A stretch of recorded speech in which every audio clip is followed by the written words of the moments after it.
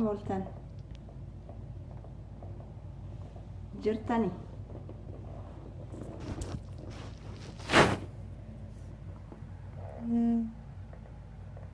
Nida gama. أجامع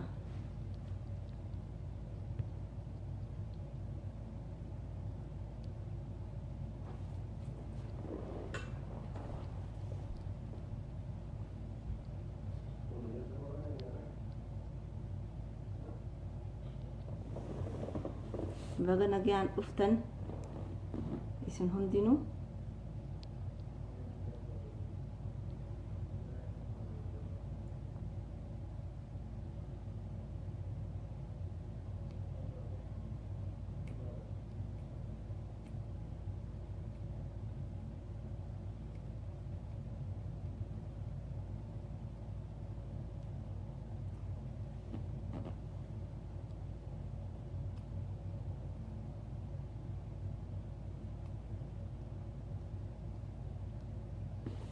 tole haga namni seenuti waraqaat akkam fidadhee dhufaa dhiifama naaf godhaa haguma namni xiqqoon seenu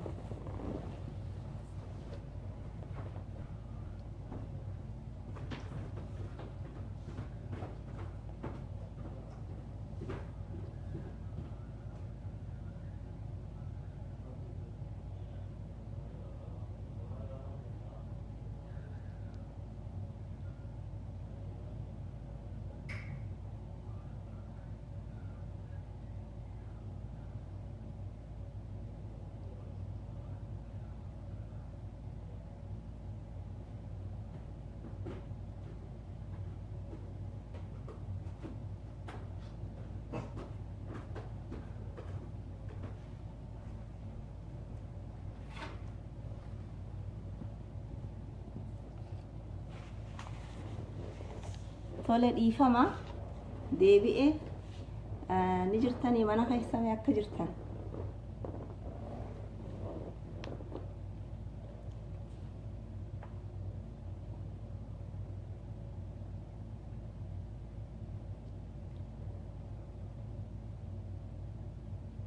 galatoomaa baga jiraattanii yeroo ammaan tanaa biyya keessa bayye jechuuni biyyaan galuu keessan jiru akkuma qabdanitti namni hedduun harkaa turtan gaa sagantaa Atlaantaa saniif magaaluma saniin jira amma halkanii manatti gallee jechuudha asirratti dhaamsa xiqqaa tokko kaniin qabu dabarfachuun barbaada sanis guyyaan kun guyyaa gammachuutis guyyaa gaddaatis anaa fi ummata Oromootiifis artistoota Oromootiifis jechuudha duraan dursee artist Roobaa Dhaabaa lubbuun dabruusaa erga dhagee booda gadda guddaatu natti dhagahame ummanni Oromoo ka isa beeytanii fi ka isa illee hin beeyne seenaa isaa warri beeytan guyyaan kun guyyaa hedduu mudhii nu kuteerraayi ana osoo asitti hin dhiyaatin haga namni gizee namni akkasii lubbuudhaan dabre hogguu gadda san dhagahee rifaatuu jira boo'ichaa jira tasgabbaayeetiin fixadhee Facebook irratti bahuufis beheetis imimmaan kiyya buusuu ani beedduu emotionalidha imimmaan qabachuu nama hin dandeenye san hundarraa tasgabbaa'een fixadhee isinitti as bahe kanalleen artistootaa fi ummanni biraa ka isa beeytan jajjabina isiniif haa kennu wanti na gaddisiisee guddaan namni lubbuudhaan ni dabra garummoo nuti Oromoon ilaa yoomii eega namni keenya du'e booyu gadduu fi gamaa gamas fiiguun ilaa yoomiiti yoom waliif yaaduu jalqabna yoom eega namni keenya du'e booda booyuu qofa hatee kana jijjiirra faayidaan keenya maali hedduu natti dhagahamee jechuudha. Torbaanuma laman sadeen kana keessatti namoota lama akkaan ummata Oromootiif bu'aa guddaa buusee garuu osoo lubbuun jirru jechuu takkaa osoo waa takka hin godhiniif osoo takkaa namni waa'ee isaanii hin dubbatiin ilmaanii fi maatii isaanii dhiisanii dabranii jechuudha.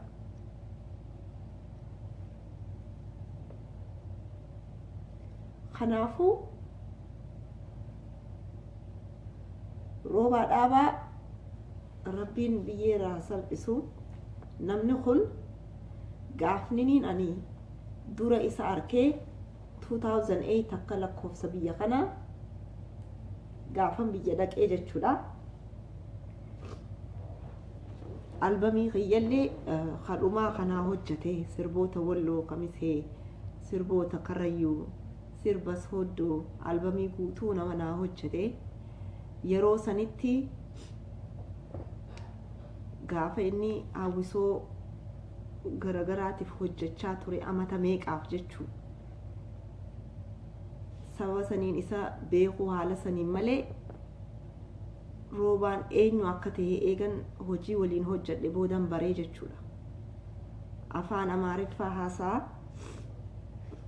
ati maqaan kee roobaa dhaabaati, afaan Oromoo dubbatuun sitti ulfaataa, akkamiin immoo hojii gurguddaa kana nuuf hojjechuu maaltu itti si fidee jennaan ani bara ilma Oromooti. Oromoo warra Walloo, Oromticha Walloo ilma warra Iluuti je'een natti himee jechuu seenaasaa. Eegasii booda hojii naa hojjeteef osoon ta'in eenyummaa isaatii fi waan uummata Oromootiif amata dheeraa hojjete qalbii tiyya na fuudhee jechuu. Naman hedduu kabajuu fi jaaladhu. Hedduu nama na gargaaraa ture. Arrammoo osoo nuti as jirru dhukkubsatee yoo kan yaadattan taate gaafa hospitaalatti galee ol baanee dubbannee namni kuni du'a afaan jiraatii rabbiif ja'a haa gargaaru jennee kadhachaa turre. Nam takka hin dubbanne garuu Oromoon yeruma namni du'e amma footoo isaa bakka hundatti gadhiisanii RIP rest in peace tuni maali nutti dhagahamuu qabaa bara. Yeroon itti dhageenyallee waan seenaa artistoonni maal akka turan qabsoo isaan fi wareegama gurguddaa isaan kafalanii haga ammaa kaffalaa jiranirraa ummatatti dabarfachuuf artistiin Atlaantatti hagi waliin qabamne dabarfachuuf kaanitti bilbilli dhufe kana nutti himnaan dubbachuun jibbee jechuu san booda anilleeni haala saniin achirraayis deemne maal goonallee osoo jennu waltajjiinuu xumuramtee dhaamsa keenyallee dabarfachuu hin dandeenye jechuudha. Kanaafuu maatiin isaa artistoonni biyya jirtan haas jirtan isa beeytan hundi jajjabina isiniif haa kennu. Inni dabree jiraa garuu ilmaan isaa yatiima biyya keessa jiran amma booda akkamitti akka jiraatanii fi maal akka goonuu yoo artistoonnis walitti dubbannee mari'annee waan takka gooneef uummannis irratti nu gargaaree nutti tola. Kanaafuu osoo namni keenya lubbuun hin dabarre waan takka haa goonu waan je'uun dabarfachuudhaaf dhufe. Gaddi keenya garuu haga rabbiin nu jajjabeessee sabrii nu kennutti yeroo dhaabbatetti ni dhaabbataa garuu ittuma fufaa jechuudha. Gaddaa fi gammachuu je'eetiin barreesse.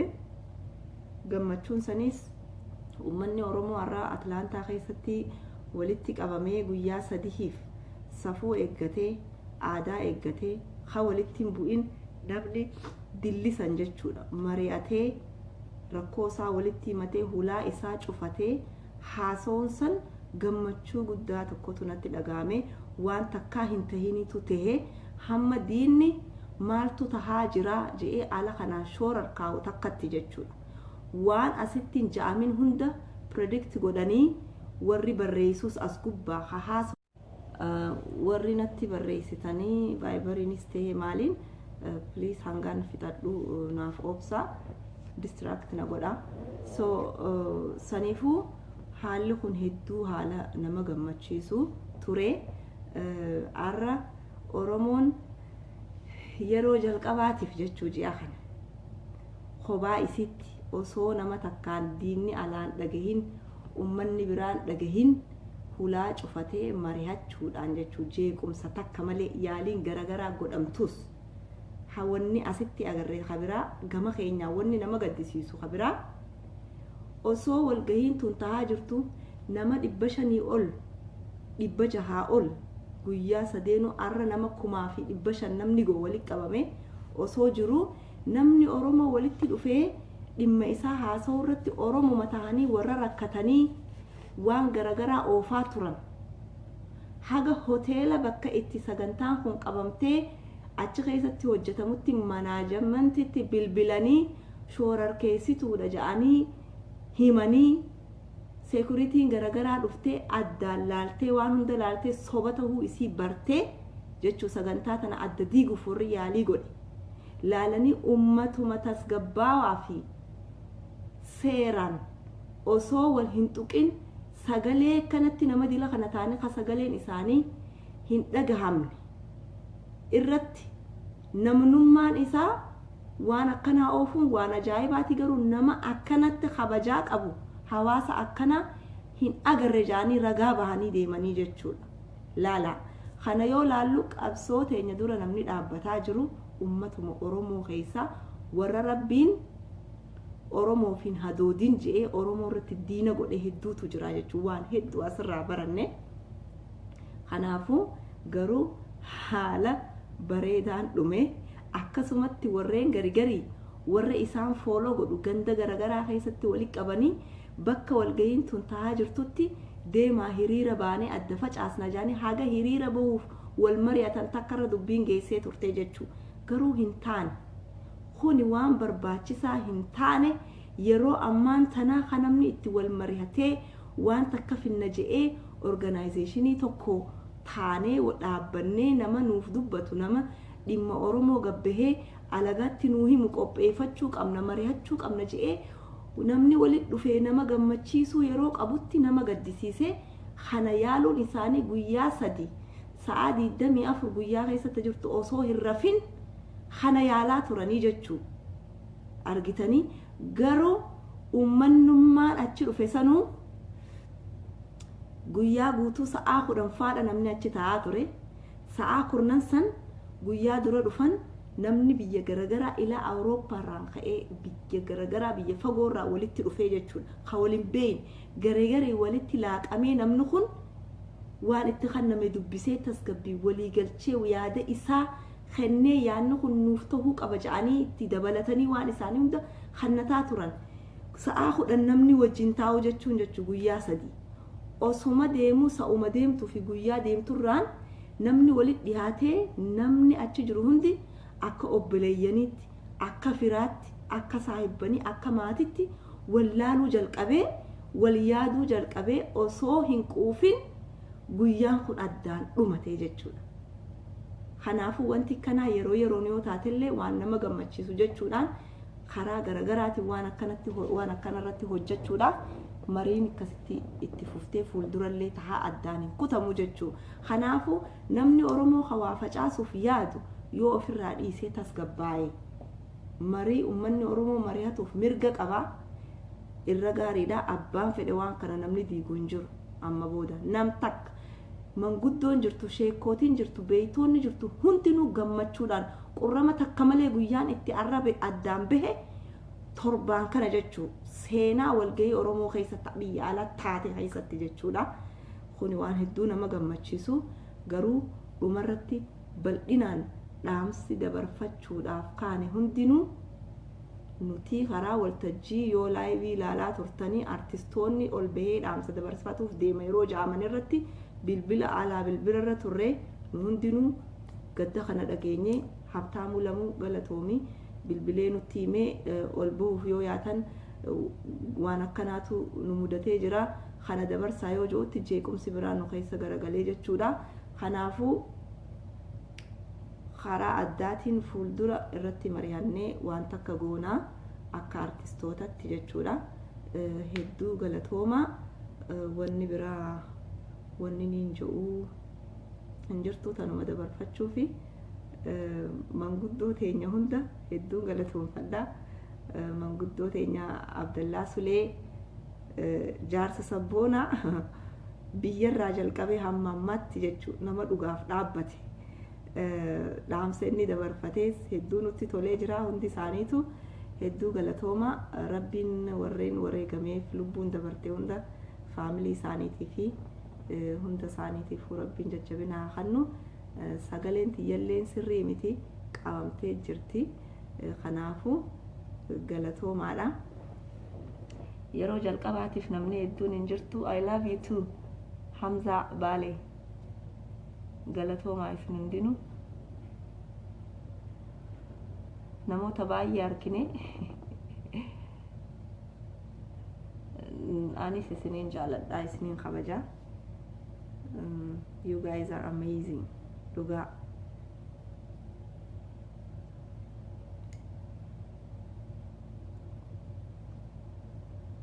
Tolegaa isinitti dhaammachuu kiyyaa wanni niin dabarfadhu kabiraan jiru. Waan hafe hunda miidiyaa irraa dhageessanii garuu haala bareedaa haala nama gammachiisu fuuldurri keenya bilisummaadha jechuudha. Baay'een isin jaalladhaanis.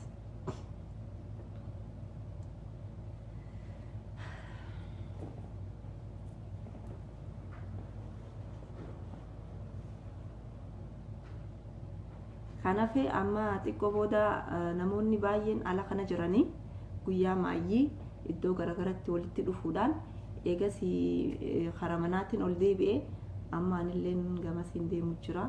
Wanni haareen yoo jiraatte nama tokko tokko asirratti deebi'ee dhufuu mala. Dubartoota keenyatu ala kana jira. Dubartoota ciccimoo akkasumatti jiijiin isaas jirti. As jirti naannuma saditti deemna. Hundinuu ni jirani. Akkasitti booda walitti deemna jechuudha.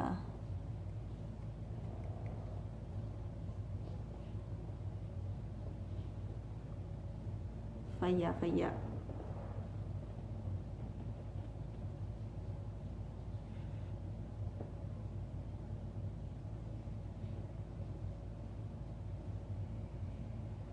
Dubbiin ijoo walgahii Oromoo Miidiyaa Neetwoork irra jirti. Guutumatti warri isin ibsu jechuu maaliif waan takka baranne wanni nuti baranne ummanni Oromoo haala kana jiru dhagahuu hin qabu osoo hin ta'in iccitii teenya if keessatti qabanne hulaa cufanne mari'anne keessa walii dhaamna.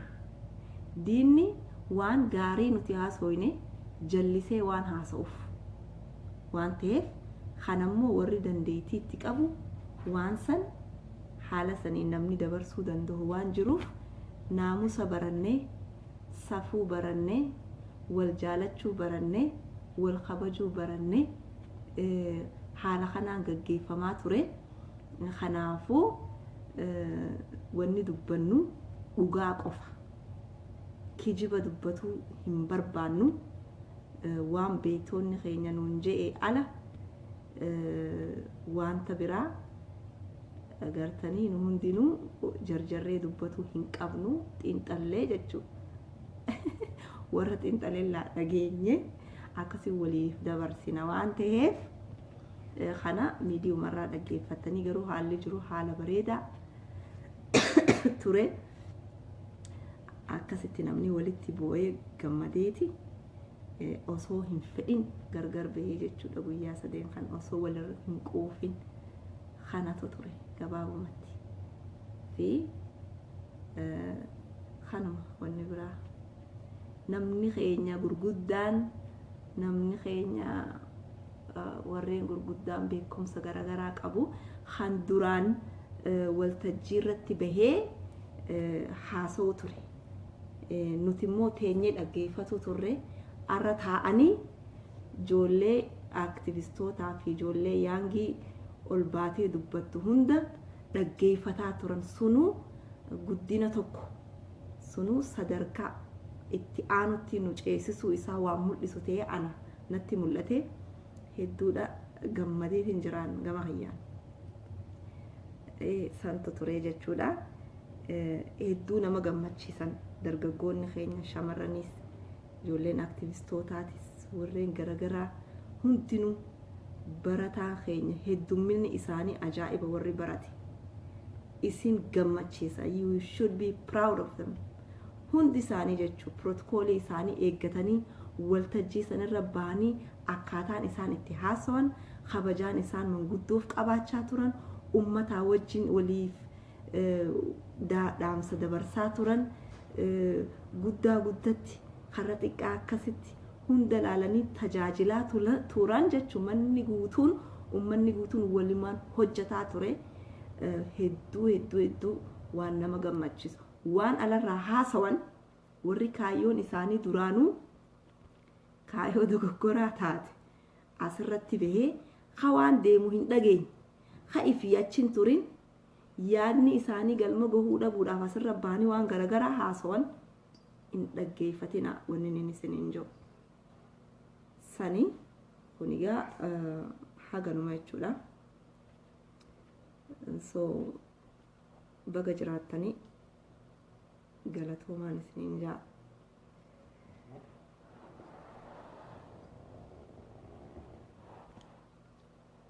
wanni biraa hafe walitti dhaammanna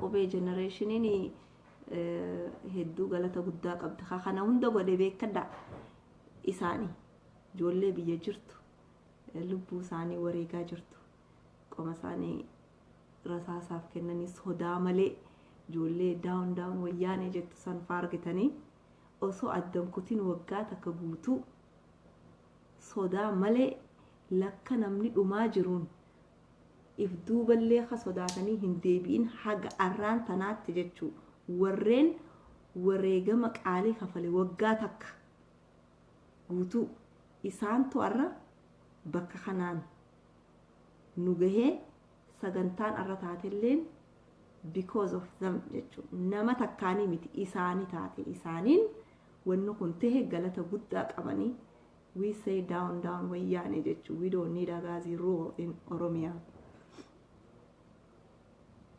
guyyaa gammachuuti guyyaan gaddaa nama cimaa nu keessaa